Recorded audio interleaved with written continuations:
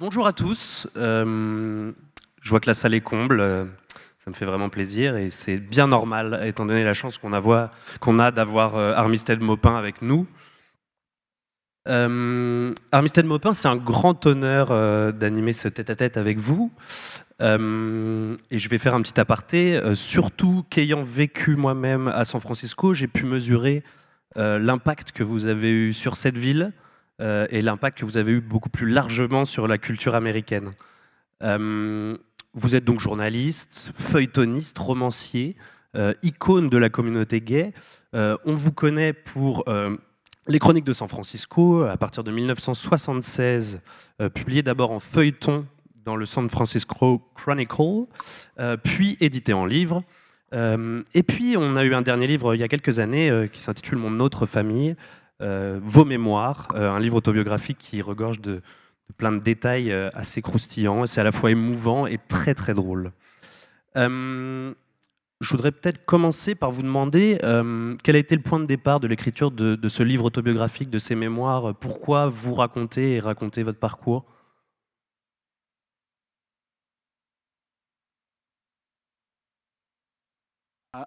I was old.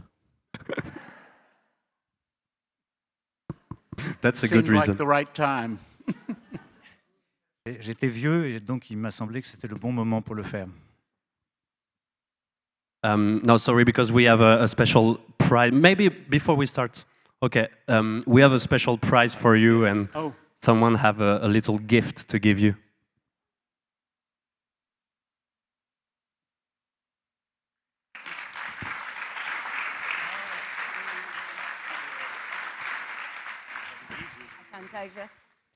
Bonsoir à tous. Je ne vais pas retenir l'auteur trop longtemps. Je sais que vous l'attendiez avec impatience, beaucoup plus que moi, bien entendu, qu'il n'est rien écrit d'aussi comparable que toute l'œuvre d'Armistead Maupin. Mais dire quand même que la ville de Vincennes est très, très fière de recevoir Monsieur Maupin pendant ces 4 jours à l'occasion du Festival America. C'est une fierté et un grand bonheur, je dirais même un grand bonheur personnel. Effectivement, je vous dis tout, combien j'ai adoré ces chroniques, combien on peut relire avec le même plaisir à chaque fois, le même plaisir partagé. Donc je suis très heureuse de lui remettre ce petit cadeau de la part de la ville. Merci.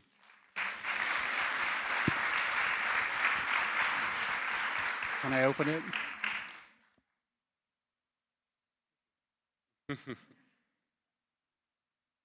Bomb, maybe.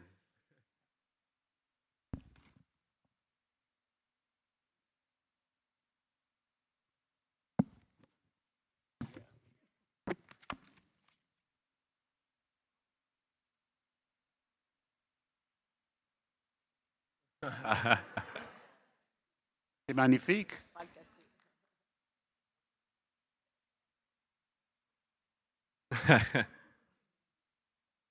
C'est déjà où je vais le mettre. Ça n'a même pas commencé qu'il a déjà un cadeau.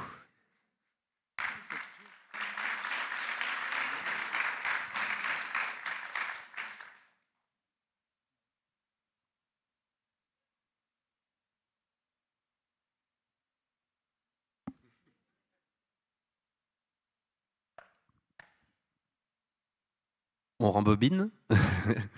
Non, revenons à nos moutons. Quel a été le point de départ de ce livre, Mon autre famille? Qu'est-ce qui vous a engagé à livrer ce témoignage autobiographique? I came from a very disreputable background. My family was racist and misogynistic and a lot of things that I had to outgrow. Je viens d'un milieu très discutable, ma famille était misogyne, raciste, autant de choses que j'ai appris à dépasser. So I wanted to set the record straight and claim my own life, as it were. Et j'ai donc voulu mettre les choses sur la table et revendiquer ma propre vie. Et ça montre aussi comment on peut totalement évoluer et changer au cours d'une vie, de passer d'une jeunesse plutôt justement conservatrice à devenir une icône de la communauté gay. Il y a quand même un grand chemin qui a été parcouru.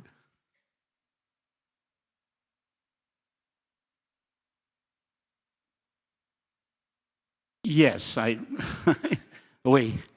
Um, I wanted to show how far I had come.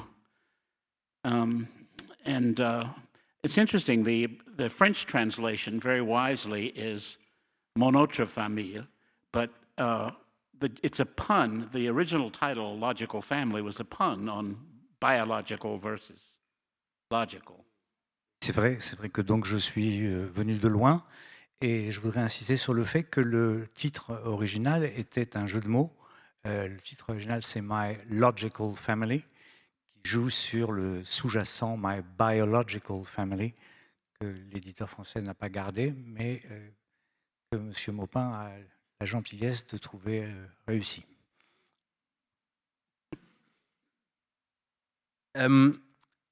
J'aimerais justement qu'on commence par la première partie de votre livre et donc de votre vie. Quel regard vous portez sur cette enfance dans le Sud, cette enfance où, en plus, ce Sud où vous êtes déjà un outcast puisque vous êtes né à Washington et qu'on vous traite de nordiste?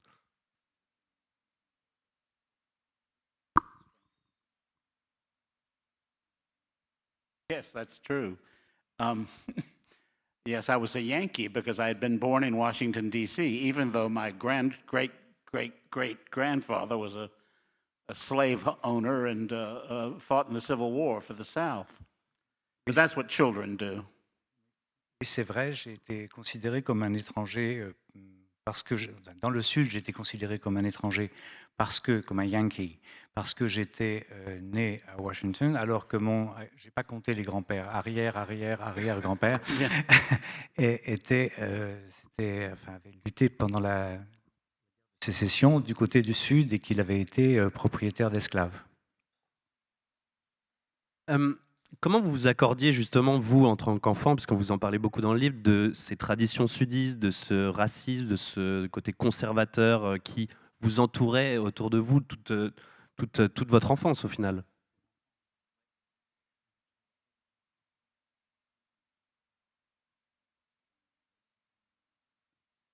As a child, I embraced that racism. I embraced the notion of the lost cause of the Civil War. That was what I was taught, and so I listened. It wasn't until I got to San Francisco, really, that I began to re-examine everything. Comme enfant, j'étais tout à fait du côté de cette cause. C'est ce qu'on m'avait appris, c'est ce en quoi je croyais, et il a fallu que j'arrive à San Francisco pour remettre en cause tout cet héritage qu'enfant je ne discutais pas. Ce côté-là, conservateur, tradition du Sud, est incarné par un personnage qui est vraiment central dans votre œuvre et dans votre vie, qui est votre père, qui incarne justement ce côté conservateur du Sud, mais qui a aussi, on le verra plus tard dans le livre, des sortes de lueurs, de progression, des lueurs très touchantes d'ailleurs. Je pense que peut-être pour poser le décor, on peut justement procéder à la lecture. C'est une scène qui met en lumière ce que représentait vraiment le père d'Armistead Maupin et les idées qu'il embrassait.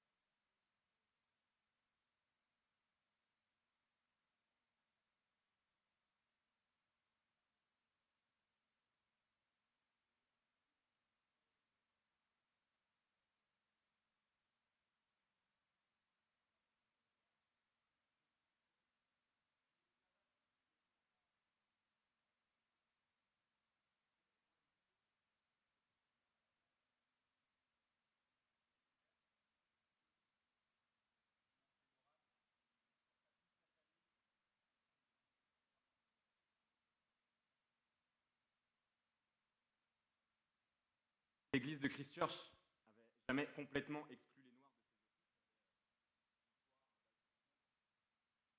ses galeries réservées aux esclaves.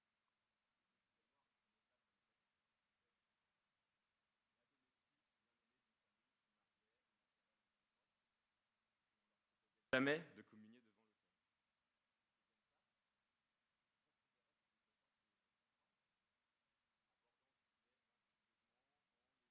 L'amour chrétien pour nos frères et sœurs noirs.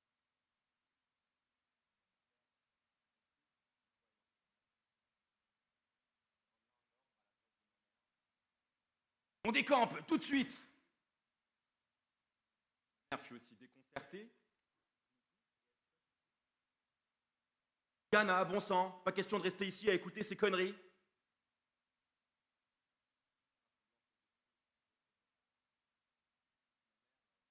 À la retraite du banc numéro 1.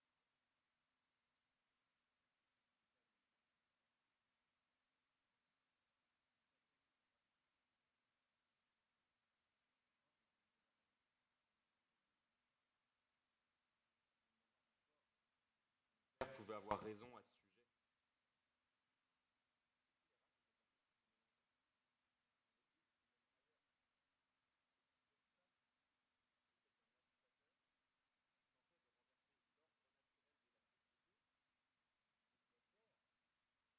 La seule personne assez courageuse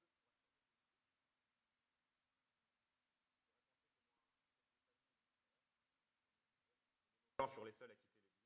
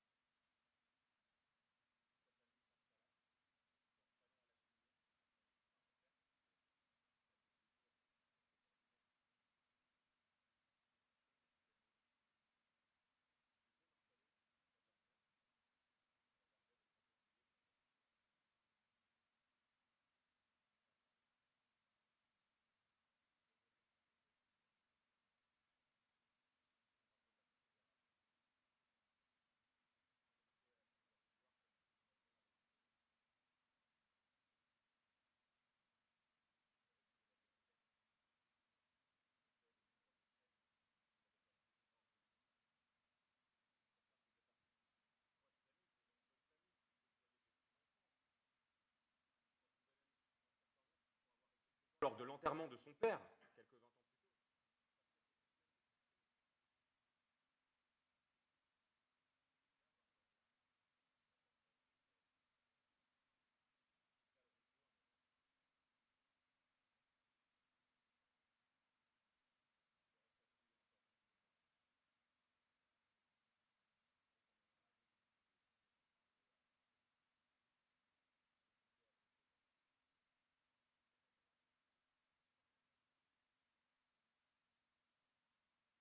Personne fut surpris.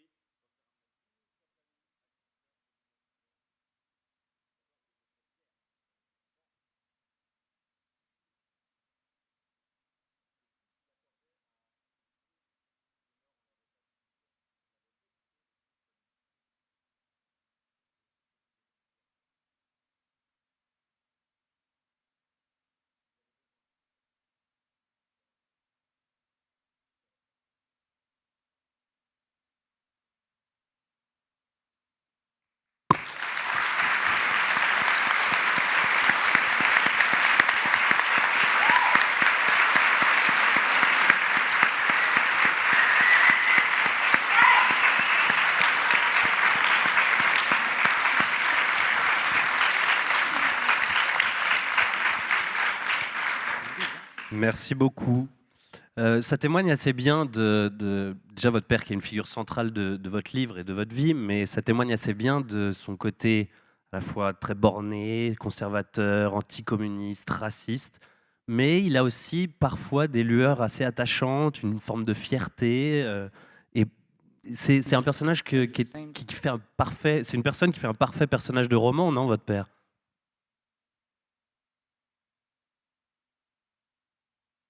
yes, it was inevitable that I would write about him.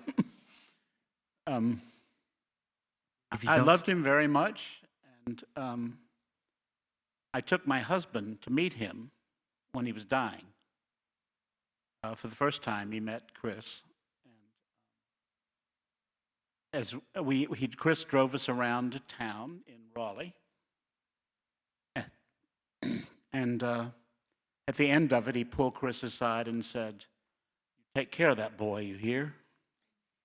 C'est inévitable qu'un jour j'écrive sur lui, en réponse à votre question sur le personnage de roman. J'ai amené mon mari à sa rencontre alors qu'il allait mourir. Et nous sommes d'abord promenés en ville et puis il a rencontré mon père et mon père l'a pris à part et lui a dit vous allez vous occuper de ce garçon pour moi, hein? Yeah. C'est une manière de, au final, vous donner son assentiment, de veiller sur vous. C'est quelque chose qui a dû profondément vous toucher. Yes. Oui. Est-ce que ça vous a surpris? No, it took him long enough. Non, ça ne m'a pas surpris. Il avait mis assez de temps pour en arriver là. Tout le début du livre, d'ailleurs, parle de ce cocon familial qui est assez fou, avec cette mère notamment qui s'empresse d'enfouir les problèmes sous le tapis, qui vous raconte des histoires, toujours là pour vous. Puis cette grand-mère assez fantasque qui était une suffragette anglaise. Vous, dans ce cocon familial, quand est-ce que vous faites pour la première fois l'expérience de votre homosexualité?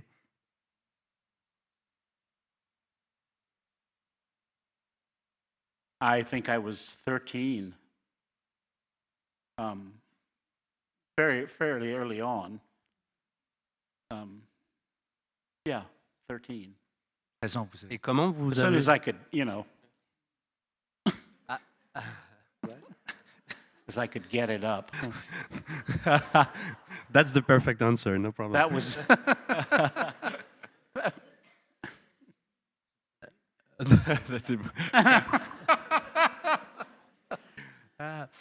Et ça crée une forme de conflit aussi en vous, parce que vous le dites justement, vous êtes dans un milieu conservateur, vous-même, un peu par mimétisme, vous adoptez cette manière de penser, vous pensez que vous êtes malade, est-ce que ça a créé un vrai malaise en vous?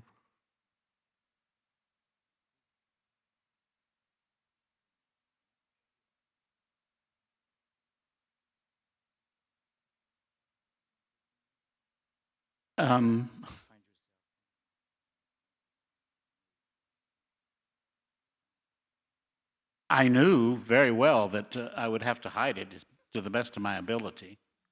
And eventually I would have to marry a woman. Je savais bien que je devais le cacher, donc la question se...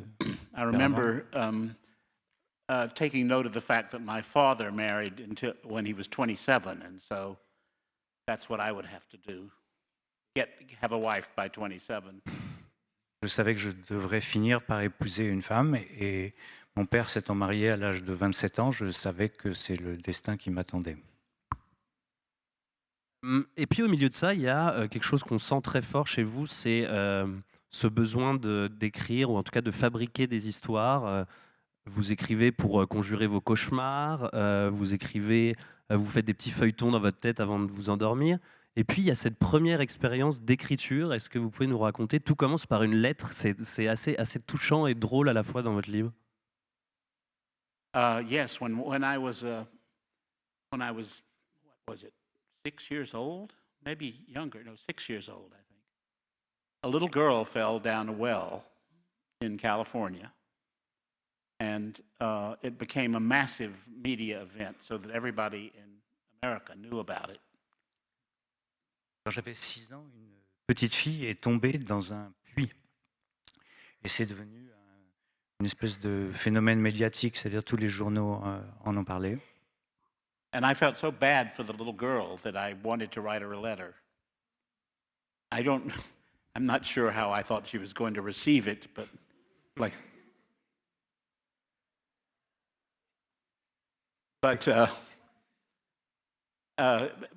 my mother helped me write a letter to this little girl. tellement de peine pour elle que j'ai eu envie de lui écrire une lettre en ne sachant pas très bien comment, du fond de son puits, elle allait la recevoir. Mais en tout cas, j'avais 6 ans et ma mère m'a aidé à écrire ma lettre à cette petite fille. But the little girl died, and I don't remember receiving that information from my mother. She sort of distracted me with antique stores because I was, at a very young age, I liked shopping for antiques. La petite fille a fini par mourir. Ma mère, je ne me souviens pas que ma mère m'ait apporté cette information. Elle m'a au contraire distrait de la nouvelle en m'amenant visiter des magasins d'antiquités et des brocantes parce que depuis très jeune, j'ai aimé les objets anciens et des... Don't ask me why they didn't figure me out at an early age, but they didn't. Je ne sais pas si tout le monde peut saisir cette allusion, mais il y a là sous-jacent l'idée que le goût de la brocante et des choses antiques serait une caractéristique homosexuelle. Alors il dit, je ne sais pas comment ils n'ont pas deviné qui j'étais avec ce goût prématuré pour les choses anciennes, mais en tout cas, ils n'ont pas deviné. Voilà. Et on a l'impression, à parcourir ce livre, que l'écriture a toujours été un peu comme une obsession chez vous. Vous avez eu un long parcours de journaliste aussi. Vous avez toujours vécu avec le besoin, l'envie d'écrire.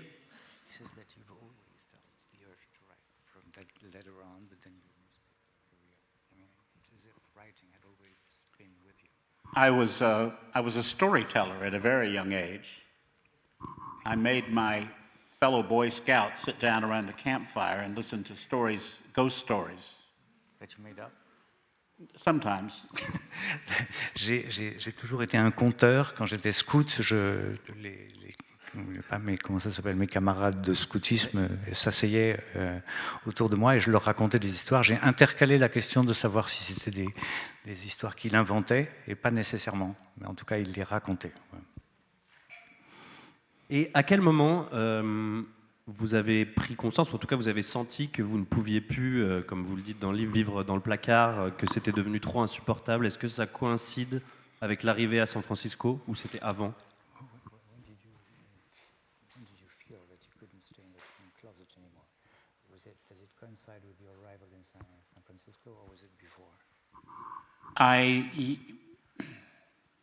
Yes, it coincided with my arrival in San Francisco, really. I was having sexual experiences in Charleston, South Carolina, but they were very, clandestine. And I didn't want that was before, yeah. I didn't want to start a new life in a new city with that kind of lie going on. Ma vie sexuelle avait commencé un peu plus tôt à Charleston, avant d'arriver à San Francisco, mais c'est vraiment, pour répondre à votre question directement, l'arrivée à San Francisco qui coïncide avec cette sortie du placard. Après ces expériences clandestines de Charleston, j'étais fermement décidé à ne pas répéter l'expérience et à sortir justement de ce placard. In San Francisco, I came out to my best friend there, a woman that whose brother and I had known each other in school. And that was a revelation in and of itself, because when I with a trembling voice said, Jan, I'm gay, she said, big fucking deal. Et donc ma première expérience de sortie du placard, donc de ce passage au, je ne sais pas comment dire, d'aveu, mais j'aime pas le mot, c'est à une amie, une femme, la sœur d'un de mes meilleurs amis, à qui quand j'ai dit je suis gay, a dit big fucking deal. On peut pas dire que ce soit vraiment une surprise, quelque chose comme ça. The heterosexuals in San Francisco were more comfortable with my sexuality than I was. Les homosexuels de la communauté de San Francisco trouvaient beaucoup plus naturelle mon homosexualité que je la trouvais moi-même. D'ailleurs, quand vous arrivez à San Francisco, c'est une phrase que j'ai trouvée assez intéressante, c'est que vous dites, vous êtes dans les lieux de la communauté gay, et vous dites, ça me fait très bizarre que justement la drague, les amours homosexuels soient institutionnalisés. Pourquoi ça vous dérangeait justement? Est-ce qu'il y avait une vraie rupture par rapport à ce monde caché où vous viviez avant?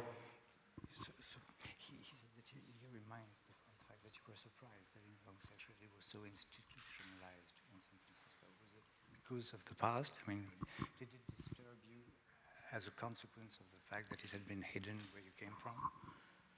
I was no longer disturbed when I got to San Francisco. By that time, I was just following my dick around. Le métier de And it was the traducteur. best thing that ever happened to me. The bathhouses were. Je vais me débrouiller. That's nice of you to make me say things like that. Yeah, I like making you say things like that. Je vais essayer de m'en tirer honorablement. Il dit que non, quand il est arrivé à San Francisco, il était absolument plus gêné du tout et qu'il en était déjà au moment où il suivait son instinct. What did you say? I substituted instinct for dick. Oh, Follow your instinct. oh yeah. Okay, Or young public. if you wish. Peut-être que vous pourriez aussi planter le décor. Est-ce que vous pourriez nous raconter à quoi ça ressemblait ce San Francisco des années 70? Quelle atmosphère il régnait dans cette ville? Atmosphere, scenery, can you describe what San Francisco was like at the time? It was the most beautiful town I'd ever seen. It still is beautiful. It's just full of tech people now. C'était la plus belle ville que j'avais jamais vue. Elle est d'ailleurs toujours très belle. Elle est simplement un peu envahie par le monde de la technologie aujourd'hui. And there was real bohemian life there. I mean, we didn't think of it as that, but that's what it was. And I was in heaven most of the time. I just thought it was the greatest blessing that had ever occurred to me, that this place where my sexuality was accepted, and it was, it was lovely. On menait une véritable vie de bohème à ce moment-là, même si on ne l'appelait pas comme ça. Et c'était absolument délicieux pour moi de vivre dans un endroit où ma sexualité était acceptée, où je ne posais même pas de questions. Peut-être qu'on peut raconter, que vous pouvez nous raconter comment est née l'aventure Les Chroniques de San Francisco, comment, du jour au lendemain, vous êtes contacté pour raconter cette histoire dans les pages d'un journal. Can you remind us how you were contacted by that newspaper to start the Chronicles?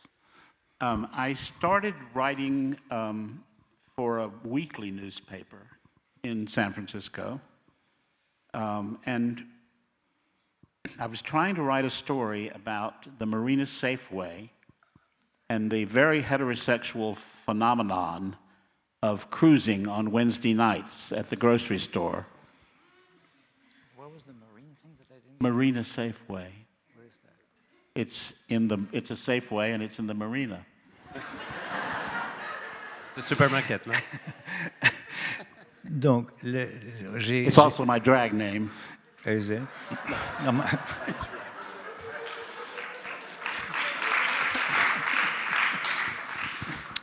bon, alors, j'ai commencé par écrire, donc pour répondre à votre question, j'ai commencé par écrire pour un journal hebdomadaire et j'avais l'intention de simplement d'écrire des histoires de drague, du Marina Safeway, qui est donc mon petit nom particulier maintenant. Mais non, il faut que je dise la vérité là. No, No, why is there a rebellion here? there's a rebellion because I didn't translate drag. Whatever you say about your name. I just said it's also my drag name, Yeah. but it's a cheap joke because I don't do drag, but I have many drag names. Moi, je trouve que petit nom, c'était pas si mal, mais il en a. C'est juste une plaisanterie, mais il a beaucoup de noms de cet ordre. Okay, so go on with the story. How did you write? I was trying to write about this cruising scene that happened at the grocery store. And I went down there on a Wednesday night and I asked a number of men and women if they were there to pick somebody up. And surprisingly, none of them would confess to it. So I went home and made up a new girl in town named Marianne Singleton. And that became the first thing I ever wrote about her. It's further down the line in the book, but... Il a donc commencé par, oui, j'ai oublié ça tout à l'heure, il voulait écrire la chronique d'un lieu de drague répertorié qui était une espèce de grocery store, un petit supermarché, et personne ne voulait répondre à ces questions, qui était une enquête presque sociologique, donc il a inventé le personnage qui allait devenir le personnage central des chroniques. Et comment justement un journal vous a contacté pour que vous racontiez aux gens des histoires chaque jour, que vous développiez ce personnage et tous les autres qui viendront après? I wrote that chapter about Marianne for this little weekly newspaper. And then I heard that the Chronicle was looking for something that wouldn't compete with the other columnists who were all very venerable. But a brand new feature for the paper. So I talked them into doing Tales of the City. Oh, you convinced them. Yes. I pitched it. Donc j'ai commencé à écrire ce premier épisode de la vie de Marianne, donc le personnage principal des Chroniques de San Francisco, et c'est moi qui ai convaincu la rédaction du journal de poursuivre l'histoire parmi d'autres chroniques qui étaient beaucoup plus sérieuses, il a dit vénérables, et donc il a insisté pour poursuivre l'histoire de Tales of the City, c'est la chronique de San Francisco.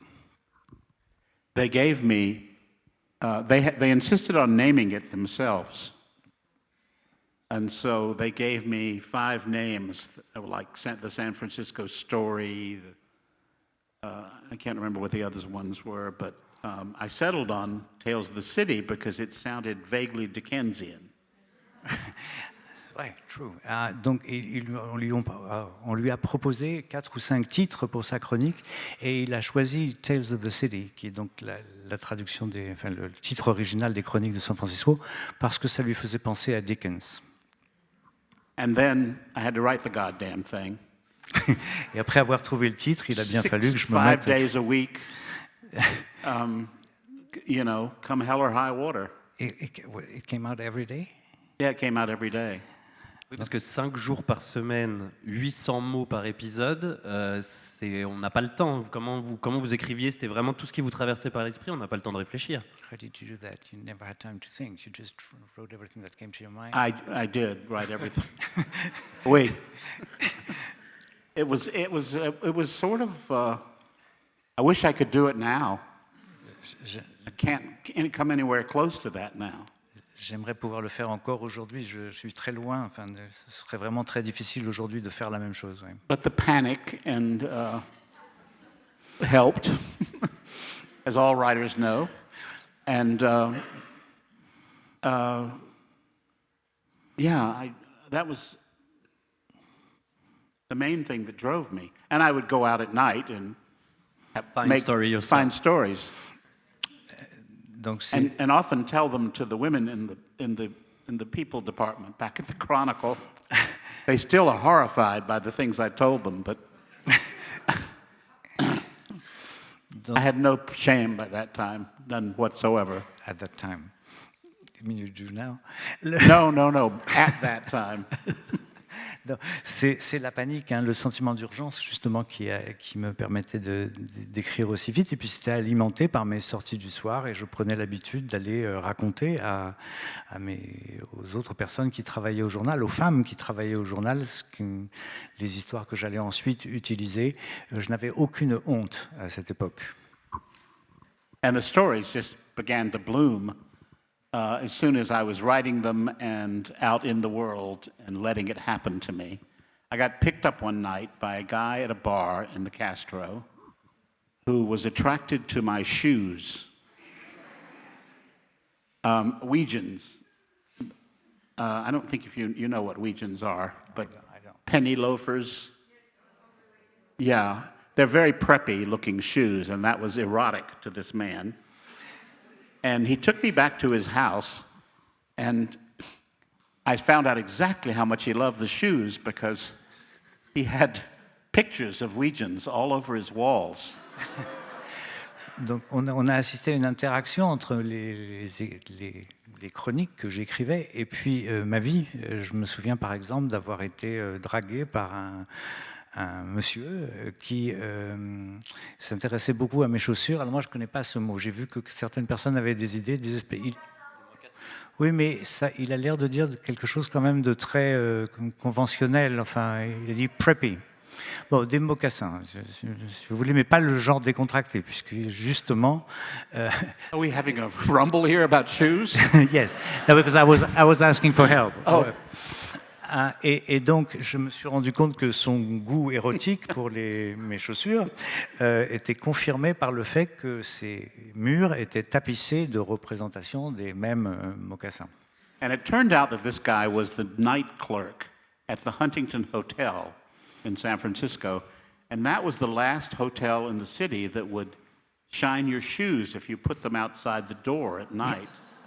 Il se trouve que cet homme-là était le réceptionniste de nuit, le veilleur de nuit de l'hôtel, je n'ai pas attrapé le nom, mais un hôtel, le dernier hôtel de San Francisco, où il faisait partie des services rendus que vous posiez vos chaussures devant la porte le soir et on vous les rendait cirées. So I'm not going to tell you what he shined them with.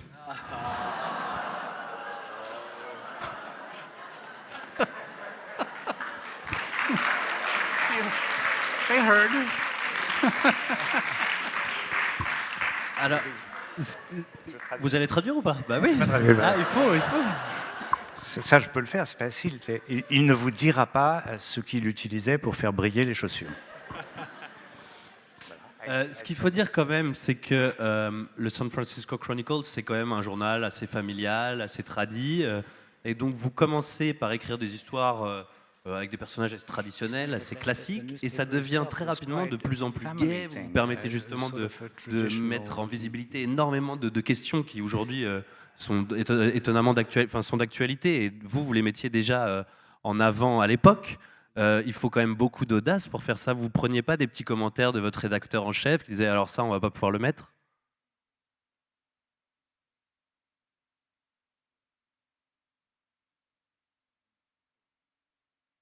Did your editor, the man who was responsible for the newspaper? Well, they were shocked, and they thought I was. We thought you were just writing a thing about a nice young girl who comes to San Francisco. I just didn't tell them who the nice young girl was. Ils étaient choqués, mais ils ont d'abord cru que j'écrivais l'histoire d'une jeune femme qui arrivait à San Francisco. Et je ne leur ai jamais dit qui était la jeune fille en question.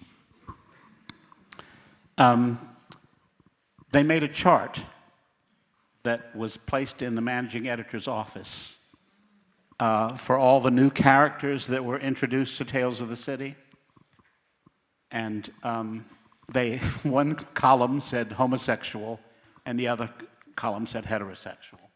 And every time a new character was introduced, they figured out what that person was. And I was not to go above 30% on the homo side. Et on a fait une espèce de tableau récapitulatif dans la salle de rédaction où chaque fois que j'écrivais une nouvelle chronique, on faisait le décompte des personnages homosexuels et hétérosexuels et je n'étais pas censé dépasser 30% d'homosexuels dans la comptabilité générale. So I wrote an episode in which Franny Halcyon, the drunken Hillsborough matron, comes home and passes out in her own herb garden and wakes up to find her Great Dane humping her leg.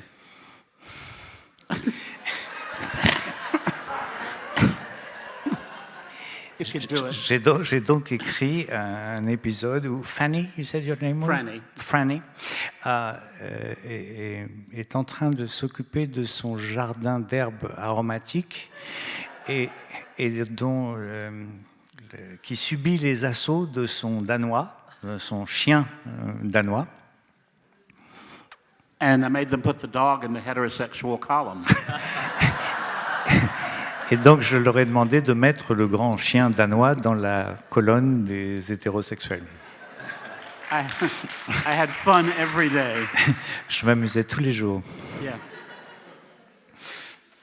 Et à quel moment vous avez senti que ça devenait un vrai phénomène en ville, qu'on en parlait, que vous commenciez à devenir vraiment une voix connue et reconnue dans San Francisco et même ailleurs? At what point did you realize that you were becoming famous, that you were becoming a voice in San Francisco and elsewhere? About halfway through the first year, when people started naming drinks after Anna Madrigal, bars. Halfway through the first year. Yeah. It was instantaneous. Pardon, à peu près au bout de 6 mois, c'est-à-dire je me suis vite rendu compte que un des personnages principaux s'appelle Anna Madrigal et on a commencé à donner son nom à des cocktails en ville au bout de 6 mois à peu près. Donc c'était tout à fait instantané, enfin ça a été très rapide. And I thought it must have been obvious to most of my readers that a queer was writing this thing. But by the time the second year rolled around, we had this very homophobic woman in America named Anita Bryant. And she announced her campaign to save the children. And I was so angry about it, I used it for Michael, my character Michael, to write a coming out letter to his parents, which, by the way, was my coming out letter to my parents.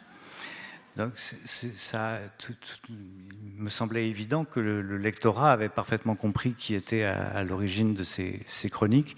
Et ça a coïncidé, ce succès, avec l'émergence d'une femme politique américaine, Anita Bryant, en Floride, je crois. Florida, yeah. Everything bad happens in Florida.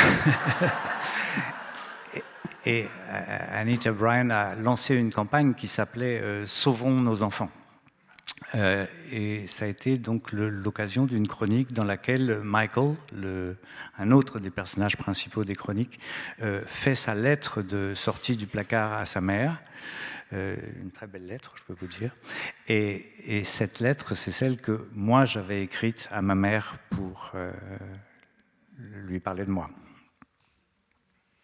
Et en quoi comment vous l'avez écrit ce texte? Vous le racontez dans le livre, c'est une sorte de pulsion, de colère et en même temps d'émotion. Vous vous rappelez de ce moment où vous l'écriviez? Do you remember the moment when you wrote that letter? What sort of impulse was it? Anger? No, it was love. It was love, and I wanted to make it very clear to my parents that I loved them, but I had some news for them. And my mother was dying of cancer at the time, so that complicated matters tremendously. Non, l'impulsion, c'était pas la colère, c'était l'amour. Je voulais dire à mes parents que je les aimais, mais en même temps que j'avais des choses à leur apprendre. Ce qui compliquait les choses, c'est que ma mère était en train de mourir du cancer, ce qui... I read it publicly before it appeared in the newspaper. At the Castro Theater in San Francisco, 1,500 of my brothers and sisters at a big rally against Anita Bryant. Avant qu'elle soit publiée comme chronique, j'ai lu cette lettre devant un parterre de 1500 personnes dans un meeting d'opposition à Anita Bryant à San Francisco, au Castro. And since then, it's endured in amazing ways. I mean, everyone in the world has read it publicly now. I mean, important people. And people still tell me they use it with their parents. That is what they wanted to say. And it came very quickly for me. It was only 45 minutes that it took me to write that letter, because I'd been planning to say those things for 15 years. Et cette lettre a eu un avenir, elle ne finit pas de servir. Beaucoup de gens m'écrivent maintenant pour me dire qu'ils ont utilisé cette lettre pour parler à leurs parents. Étonnamment, j'ai mis 45 minutes à l'écrire, ce qui m'a semblé très rapide, mais qui s'explique par le fait que je l'avais préparé pendant 15 ans. Et on sait comme la frange conservatrice peut être virulente, parfois violente même. Vous avez jamais été confronté à une forme de haine, à une contestation, à des menaces, à travers votre feuilleton qui quand même rayonnait et diffusait pour cette frange conservatrice des idées Have you met with néfastes. hatred, with strong opposition, insults? Oh, yeah. Ah, oui. They wrote nasty letters to the Chronicle, some of which are hilarious. I can't even quote them for you now, but they usually mention Jesus. Et oui, effectivement, j'étais en but à une certaine opposition et notamment des lettres tout à fait détestables étaient envoyées au Chronicle, des lettres que je ne pourrais pas citer maintenant, mais qui en général faisaient référence à Jésus. This has followed me my entire career. When Tales of the City was made into a miniseries by Channel 4 in Britain, PBS acquired it to show, and there were bomb threats in Chattanooga, Tennessee on the night that the show aired. Politicians making speeches on the steps of the Capitol in Oklahoma City. These are not pillars of intelligence, these places, but In England first, it started in England. it started in England on Channel 4, and it was acquired by PBS. Donc ça a commencé, l'adaptation a commencé par une version anglaise qui a soulevé beaucoup de protestations et ensuite les droits ont été acquis par PBS aux États-Unis. Et là encore, ça a été l'occasion d'une opposition très virulente, notamment à Oklahoma City, par des gens que je ne considère pas exactement comme intelligents. We had the first full-on male-to-male kiss on broadcast television in America. Oui. And we, me, moi, moi, I'm very proud of it. And that upset people. That really upset them. Donc, nous avons tourné, il faut dire tourné, le premier baiser complet entre hommes à la télévision et what was that? It upset them, you said? You're proud of it, but did that upset them? Is that in the line of people being upset about it? That I was proud of it? Non, en tout cas, j'en suis très fier. J'essaie de savoir s'il donnait ça comme un exemple des choses qui avaient provoqué des réactions, mais ce qui lui importe surtout, là, manifestement, c'est qu'il en est très fier d'avoir été ce premier baiser entre hommes télévisé.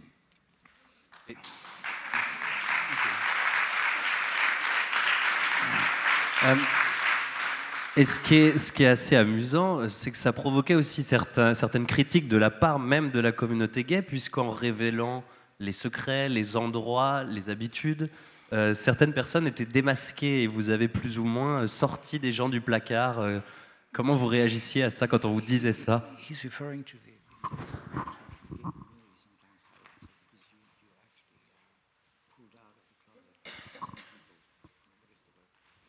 Outage.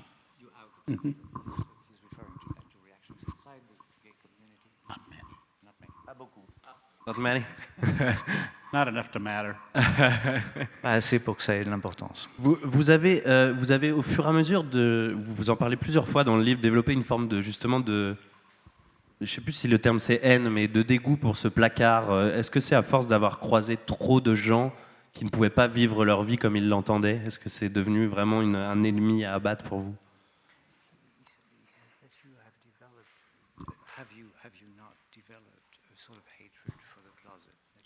Oh, yes. The closet is the enemy. Our silence on this perfectly normal thing of homosexuality has hurt us more than anything. And so people who remained silent, especially those in positions of power or celebrity, were hurting us. I mean, it's hard to believe, but this was just very long, a short time ago, that where it was libelous to refer to someone as gay if they hadn't said so themselves. Well, that, by definition, makes it different to be gay. I've been very radical on this subject my whole life, it's probably the only thing I believe in. Donc précisément, vous avez tout à fait raison, c'est-à-dire que le placard est effectivement l'ennemi. Hein, les gens, en se taisant, blessent la communauté homosexuelle et particulièrement ceux qui sont en position de pouvoir. Oui, c'est le combat d'une vie et c'est la chose que je voudrais encore transmettre. Oui.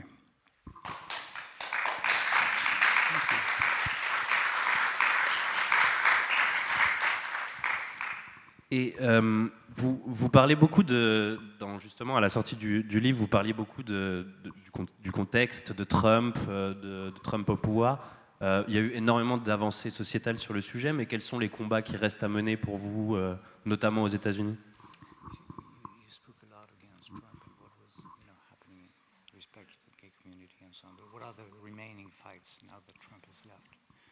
Well, this might be the time to tell you that I haven't lived in San Francisco for 3.5 years. My husband and I moved to London. Hey. We were sick of everything about America. C'est peut-être le moment de vous dire que mon mari et moi avons déménagé pour Londres. Nous n'avons pas vécu à San Francisco depuis 3 ans et demi parce que nous en avions ras-le-bol de ce qui se passait en Amérique. Donald Trump is just one symptom of the fascism that's growing in America. And at my age, I haven't got time for that.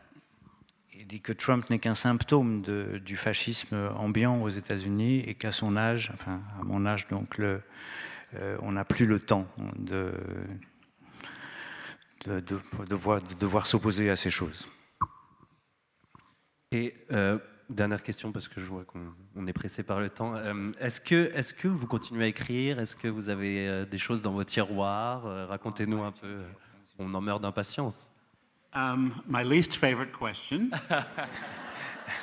But I am working on a new novel that I should have to deliver by Christmas, called Mona of the Manor, which is about my character Mona Ramsey when she took over an English manor house in the early 90s. It's an interstitial novel, by which I mean it fits into the middle of the whole series. It's not, I feel that I ended it perfectly when I did it, but this is something I neglected to cover. Donc c'est la question que j'aime le moins.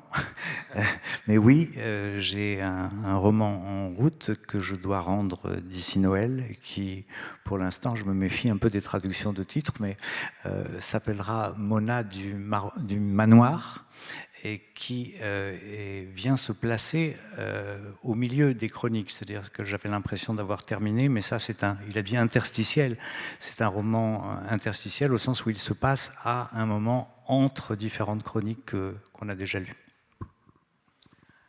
Merci beaucoup, Armistead Maupin. Merci. Merci beaucoup.